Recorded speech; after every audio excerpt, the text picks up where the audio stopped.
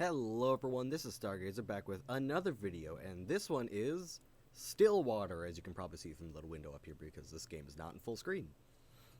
And I know I should probably just do a window recording, but I'm doing display recording because I had difficulties the last time I tried to record, like a few weeks ago, where the game itself opened up other windows and OBS never picked it up.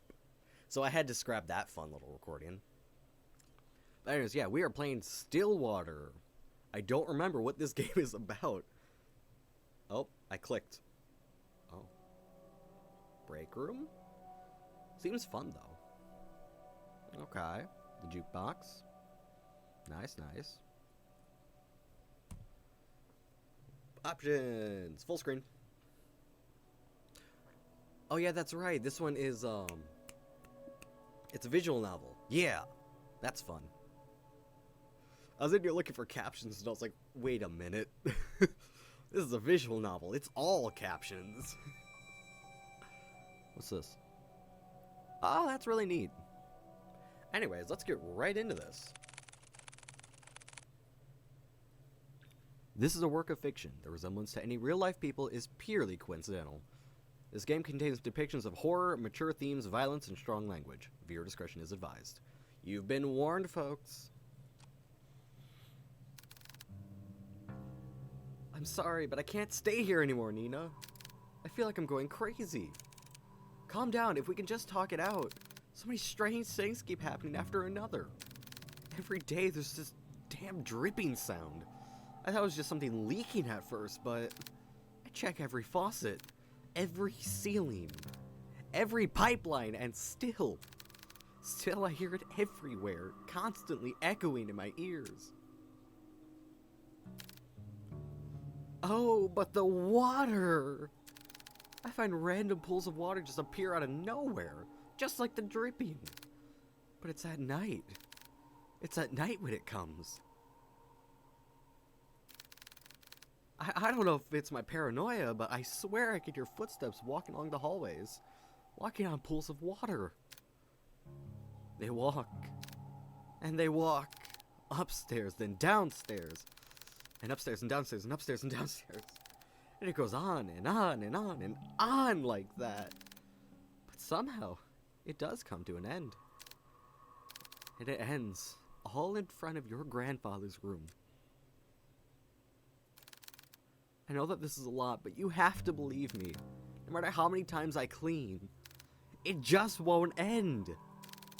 I can't stay here any longer. I'm sorry, Nina. It's okay. I understand.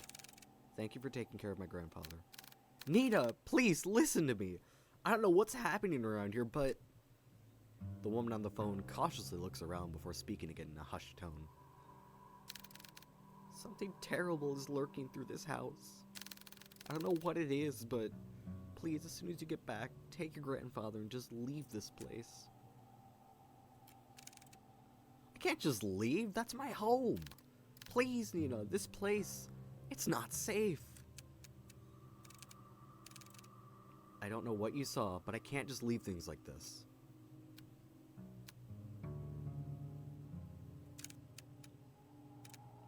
It's my home. It's my home.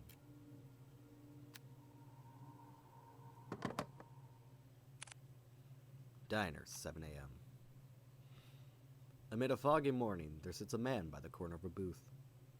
He drinks black coffee and, depending on his mood, occasionally orders a donut. And today, it was just black coffee. A man after my own heart. Ooh, Hugo. Ugh. I swear, I've never seen that amount of paperwork in my life. A freaking mountain worth of it. You're a valuable member of our team, Hugo. My foot. I was starting to believe that I was bamboozled into joining their agency. Hugo Laurent, age 30, takes a good look at his cup of joe and chugs it all in one sitting. He then continues to grumble to himself about last night's grueling work at the office. I really need to find a different job. As he contemplates his poor life choices, he looks out towards the early mist. There's something inherently terrifying about the fog to him, how it engulfs everything and nothing. Even if it disappears, it always leaves behind traces. Proof of it remaining. Even in a quaint little town like this, I can't even run from my fate, I guess. That one threw me off for some reason. Hugo finally stares at the compiled newspaper clippings he put together. Some of them for recent events, but mainly all were past headlines of missing person cases. No matter how many times I see this, it's still just as hard to look at. Fixating case after case, he can't help but remind himself that there is a reason for all this. An all too personal reason. Seeing strange things come with a price. In the end, I'm the one doing this to myself. Sounds rough? Mind if I join? An annoyingly familiar voice interrupts his train of thought. She slowly looks up to see the one responsible, although reluctantly. Oh, scroll! Okay, cool. But yeah, and I know all these voices are going to be pretty much exactly the same, but I am one guy that doesn't have a whole lot of range. So, we're going to go with that. Good morning, Hugo. Hugo scowls and turns away from him. He then gathers the files and shoves it back into the binder. Meanwhile, the tall man takes this as an initiative and sits at the opposite end of the booth. He greets the waitress passing by and orders himself the hefty body breakfast special with an extra plate. As usual, the waitress is happy to oblige and goes back to the counter to relay his order. The man then looks back at Hugo. He sees the empty cup and the now jumbled newspaper clippings, all the while Hugo is trying to ignore him. You really should eat something with that black coffee. Not ordering...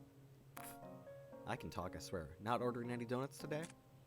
I'm fine, Noah. I'm just not in the mood, okay? Not even a little? There's a momentary silence between them before Noah disturbs it once more. Well, too bad for you. I ordered a big breakfast for the two of us. Two? As if the world could have graced Noah with an even more perfect punchline, the food arrives. Why the hell did you order for the two of us? Just eat what you want to eat. Don't worry about me. Wow, this looks so delicious. Right, Hugo? Are you even listening to me? Come on. We both know that if you don't eat now, who knows when you will. And I'm not about to let you faint again. So open wide. Noah de Leon. Age 27, a natural-born charmer, is just as equally persuasive as he is threatening. With a pensive look, Hugo finally gives in and eats a generous spoonful without further complaints. It's good. Right? Good food will always help cheer you up. Damn him, I got swept away again.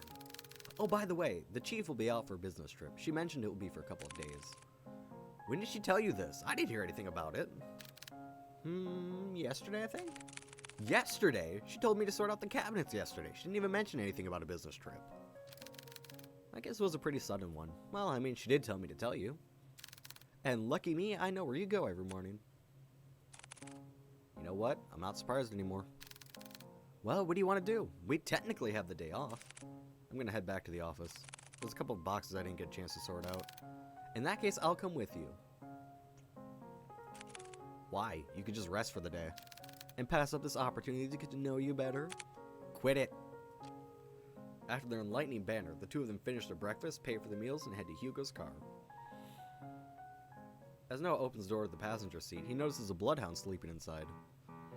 The big dog stirs at the sound of the car opening and lazily stares at Noah. Aw, I'm sorry, big guy. He then closes the door while trying not to make too much noise to disturb its occupant. Colby.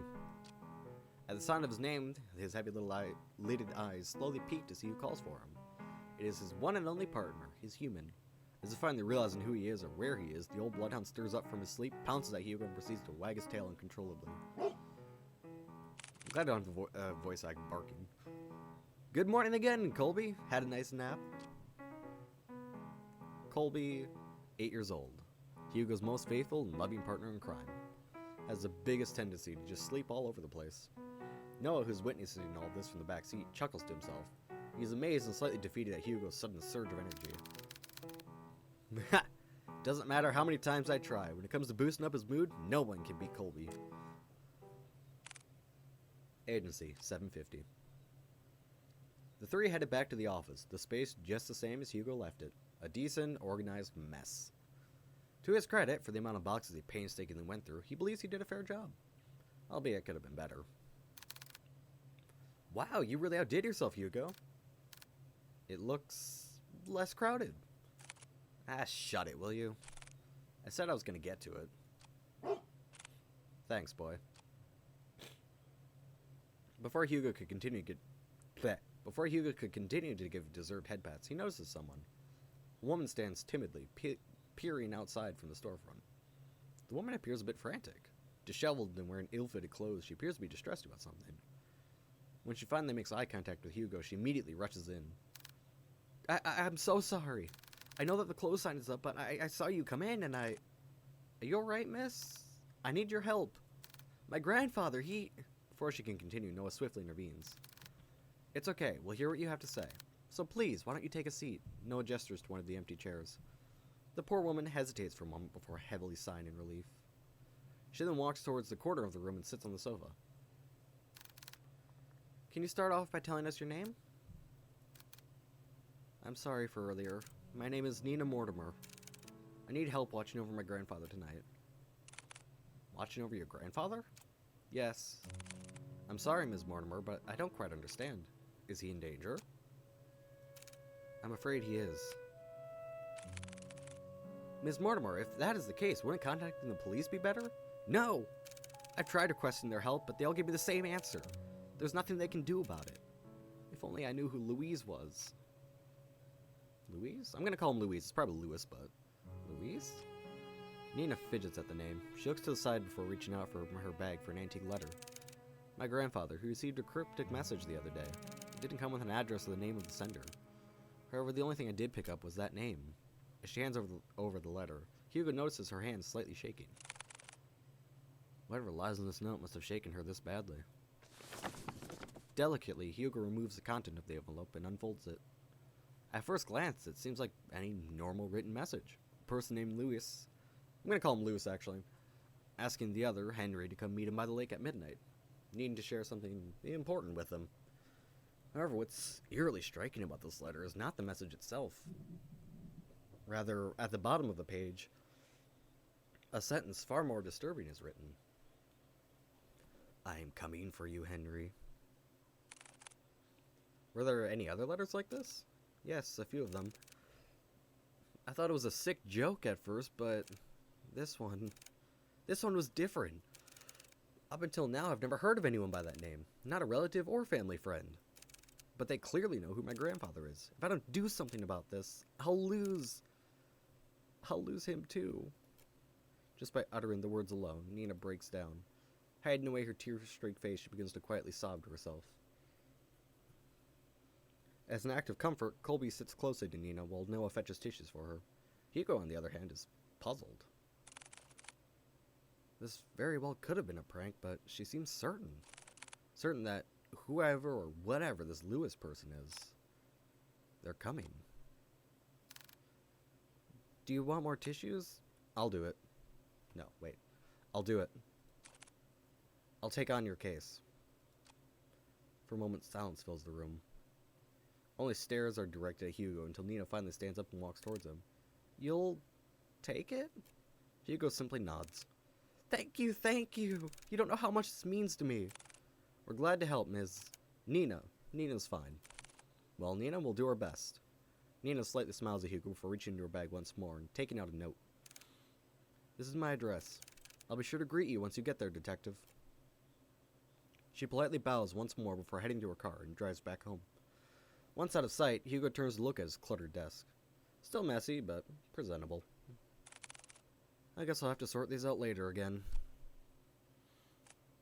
Car, 5:30 p.m.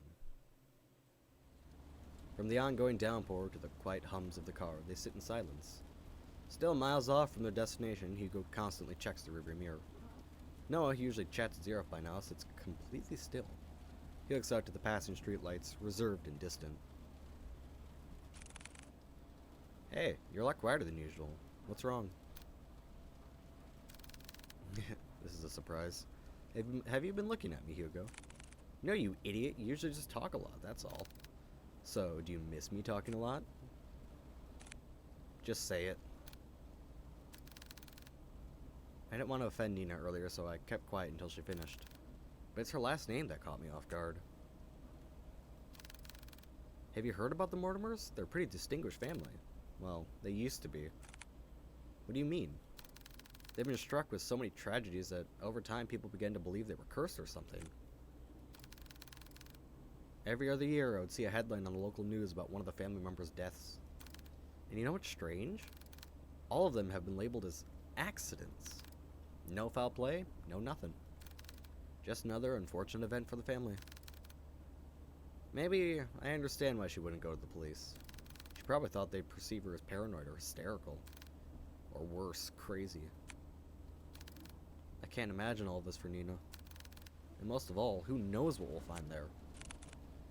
Is that why you decided to come with me? Well, partially. I'm more worried about you, though. Think of it this way. I'm the appointed driver. When you decide to do some pretty reckless shit, I'll be there to drive you to the local hospital. Ugh.